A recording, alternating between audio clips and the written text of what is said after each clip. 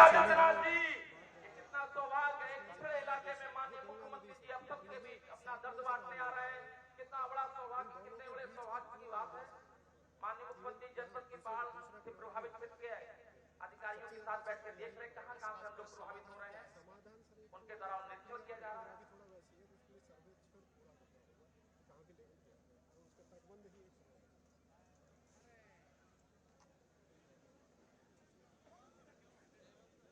हमारे बीच में माननीय मुख्यमंत्री जी मंच पे आ रहे हैं। एक पुनः जोरदारी से गंगा पार की वो आवाज, वो बुलंद आवाज जिसके लिए गंगा पार जाना जाता है।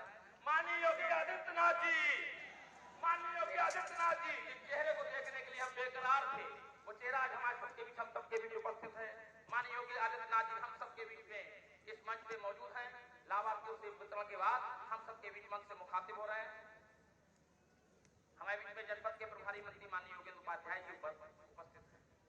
मैं माननीय मुख्यमंत्री का स्वागत करता हूं इस गंगा की भागीरथी तट पर, जो विश्व प्रसिद्ध बाबा नीम करोड़ी की कर्मस्थली भी है, जो जैन समाज के लोगों के लिए 13वें भगवान तीर्थंकर विमलनाथ का मोक्ष प्राप्ति हुई। इसमें 4 प्रकार के गर्भ, जन्म, तप, दीक्षा उनको यहाँ प्राप्ति, ऐसी वो जन्मस्थली है। महाराजा द्रुपद की राजधानी है। महर्षि सिंह ऋषि की तपोस्थली है। ऐसा क्षेत्र जिसे दिल्ली अर्धकाशी बोला जाता हो, बौद्ध समाज के भगवान बुद्ध की स्वर्गावतरण धरती हो, और सत्यों के राजा आलू की राजधानी हो, और कहा जाता जो खाए जो ना खाए वो पछताए, ऐसी विश्व प्रसिद्ध नमकीन सेब के बीच का ये मायका है फरुखाबाद। ऐसी धरती पे माननीय मुख्यमंत्री योगी आदित्यनाथ जी का आगमन हुआ है। मैं उनका स्वागत करता हूँ। मैं जनपद के हमारे बीच में यहाँ मंडल आयुक्त कमिश्नर के रूप में आदरणीय अमित गुप्ता जी मौजूद हैं। मैं उनसे कहूंगा एक बार मैं आपसे माननीय मुख्यमंत्री जी को पुष्प देकर स्वागत करूं। समय अभाव के कारण मैं पूरे मंच में सम्मानित जनप्रतिनिधियों से कहूंगा माननीय मुख्यमंत्री के स्वागत में एक बार खड़े होकर करतल ध्वनि से उनका स्वागत कर दें। मैं सीधे अब मैं माननीय मुख्यमंत्री से आग्रह करूंगा, उनके चरणों को प्रणाम नमस्कार करते हुए कि वो आए, हम सभी गंगा पार के क्षेत्र के लोगों को अपना मार्गदर्शन दें। माननीय मुख्यमंत्री जी।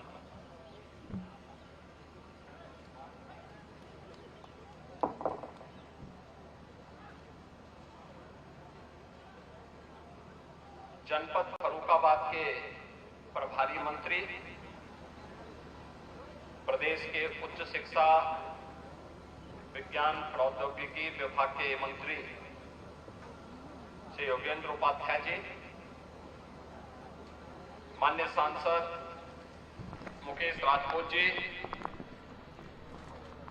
जिला पंचायत की अध्यक्ष श्रीमती मोनिका यादव जी,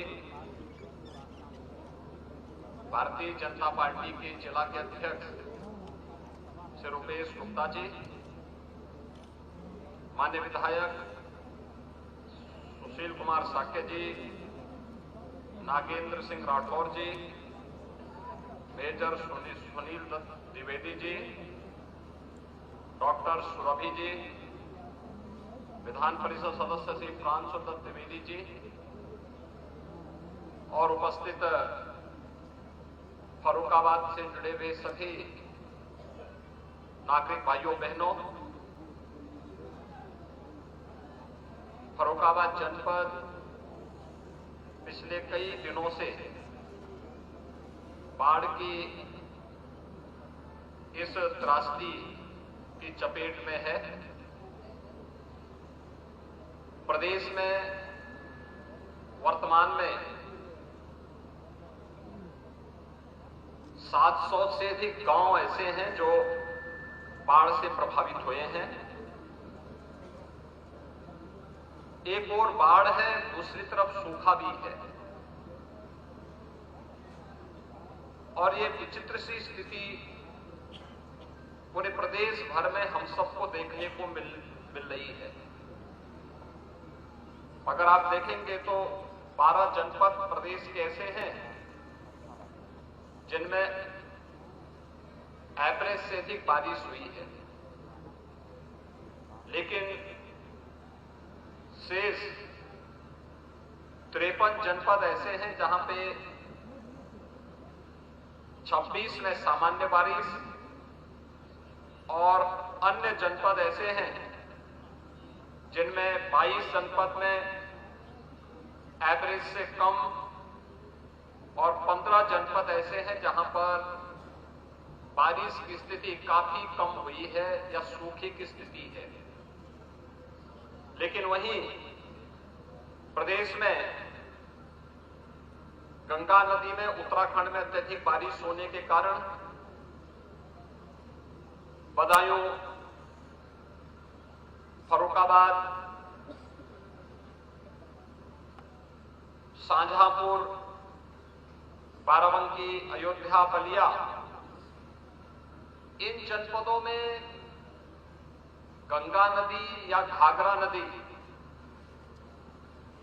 खतरे के निशान से ऊपर बह करके वहां पर बहुत सारे गांवों को बाढ़ की चपेट में लाई है। अगर प्रदेश के अंदर वर्तमान में देखेंगे तो 21 जनपदों के 721 गांव बाढ़ से प्रभावित हुए हैं। बाढ़ आने के पहले ही माननीय जनप्रतिनिधियों के साथ, जिला प्रशासन के साथ मैंने स्वयं भी संवाद किया था और मैंने सबसे उस समय जनप्रतिनिधियों से आग्रह किया था कि वे स्वयं बाढ़ के प्रति संवेदनशील क्षेत्रों का दौरा करते हुए पहले से ही इसकी तैयारी करें।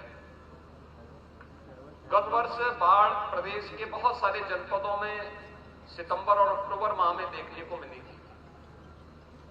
इस बार यह पहले ही हम लोगों को बाढ़ अगस्त माह में ही इन जनपदों में देखने को मिला। पहले चरण में सहारनपुर, शामली, मुजफ्फरनगर, बिजनौर, गाजियाबाद, बागपत, इन जनपदों में एक बार वहां बाढ़ आ चुकी है। लेकिन दूसरे फेज में कन्नौज है, बदायूं, फर्रुखाबाद, ये सभी जनपद वर्तमान में बाढ़ से प्रभावित हुए हैं। इन जनपदों में प्रदेश ने एनडीआरएफ और एसडीआरएफ की 7 कंपनियां, पीएसी की 8, यानी 15 बचाव की कंपनियां हमारी यहां पर बाढ़ से बचाव के लिए लगी हुई हैं और लगातार पीड़ित परिवारों को शासन के स्तर पर राहत सामग्री वितरण की कार्रवाई की जा रही है, जिसमें से अब तक अकेले अगर इन जनपदों में देखें तो 45,900 से अधिक ड्राई राशन के किट वितरित किए जा चुके हैं। 4,14,000 से अधिक लंच पैकेट और 2,600 से अधिक डिग्निटी किट भी वितरित किए गए हैं। आपने देखा होगा कि राशन के जो किट वितरित किए जा रहे हैं ड्राई राशन के, इसमें 10 किलो चावल, 10 किलो आटा, 10 किलो आलू, 5 किलो चना भुजा के साथ ही उस परिवार को उसकी आवश्यकता के लिए दाल है, तेल है, मसाले हैं, इन सब को देने के साथ ही बरसाती भी उपलब्ध करवाया जा रहा है, अन्य सामग्री भी उपलब्ध करवाया जा रहा है। अब तक 1101 बाढ़ शरणालय, 1504 बाढ़ चौकियां, 2000 से अधिक मेडिकल टीम गठित करके प्रदेश भर में 2040 नाव विकास और राहत कार्यों के लिए लगाई गई हैं। पशुओं के लिए भी चारे की व्यवस्था की गई है, जिसमें 840 पशु चारा शिविर, 28 लाख से अधिक पशुओं को टीकाकरण की कार्रवाई प्रदेश के अंदर की गई है। और साथ साथ प्रदेश में अलग अलग स्थानों पर भी जो कार्रवाई की गई है वह लगातार बाढ़ प्रभावित क्षेत्रों में यह प्रयास किया गया है कि समय से सर्वे करके जो फसलों को नुकसान हुआ है वहां पर समय पे इसकी रिपोर्ट शासन को आ जाए, जिससे बाढ़ से जिन किसानों ने अपनी फसल को खोया है उनको हम समय से मुआवजा भी उपलब्ध करवा सकें। भाइयों बहनों, अकेले फर्रुखाबाद जनपद में 116 गांव गंगा नदी से और रामगंगा से प्रभावित हुए हैं, जिसमें से लगभग 80,000 की आबादी प्रभावित है। इसमें 22 मकान पूरी तरह क्षतिग्रस्त हुए हैं। जो मकान पूरी तरह क्षतिग्रस्त हुए हैं, उन परिवारों को मुख्यमंत्री आवास योजना में एक आवास उपलब्ध होंगे। आंशिक आवास 6 हैं, उन्हें इसका मुआवजा उपलब्ध करवाने के निर्देश दिए गए हैं। 70 झोपड़ियां भी क्षतिग्रस्त हुई हैं, उन्हें भी कंपनसेशन देने के लिए आदेश दिए गए हैं। और साथ साथ विस्थापित परिवारों को भी बाढ़ शरणालय में ले जाकर के उनके लिए उचित व्यवस्था देने के निर्देश पहले ही शासन स्तर पर जारी हो चुके हैं। इसके अलावा यहां पर 52 चौकियों को जनपद में अब तक स्थापित किया गया है। 24 शरणालय बनाए गए हैं। 125 नौकाएं बाढ़ और राहत कार्य के लिए यहां पर लगाई गई हैं। पीएसी की फ्लड यूनिट और एसडीआरएफ की एक टीम यहां पर बाढ़ राहत कार्यों में योगदान देने के लिए निरंतर प्रयास कर रही है। प्रदेश में यहां पर फर्रुखाबाद जनपद में अभी तक 22,000 से अधिक राहत किट वितरित हुए हैं और इसकी संख्या को बढ़ाने के लिए यहां पर प्रशासन को निर्देश दिए जा रहे हैं। त्रिपाल आदि भी 22,000 से अधिक वितरित किए गए हैं। वायरस पैकेट भी 15,200 से अधिक वितरित किए गए हैं, जिससे डायरिया, हैजा आदि से बचाया जा सके। क्लोरीन की टैबलेट्स भी 78,600 से अधिक अब तक बाढ़ प्रभावित क्षेत्रों में वितरित की गई हैं और 31,500 से अधिक लोगों को उपचार की सुविधा। 21 बाढ़ क्षेत्र में मेडिकल टीमें लगातार कार्य कर रही हैं। 6 टीमें सचल मेडिकल टीमें भी बाढ़ प्रभावित क्षेत्रों में कार्य कर रही हैं। एंटी स्नेक वेनम 1,403 वायल यहां उपलब्ध करवाई गई हैं और पशुओं के लिए भी टीकाकरण पर्याप्त मात्रा में है। इसके अलावा बाढ़ शरणालय में और प्रभावित परिवारों को लंच पैकेट की व्यवस्था की उपलब्धता भी सुनिश्चित करने के निर्देश दिए गए हैं।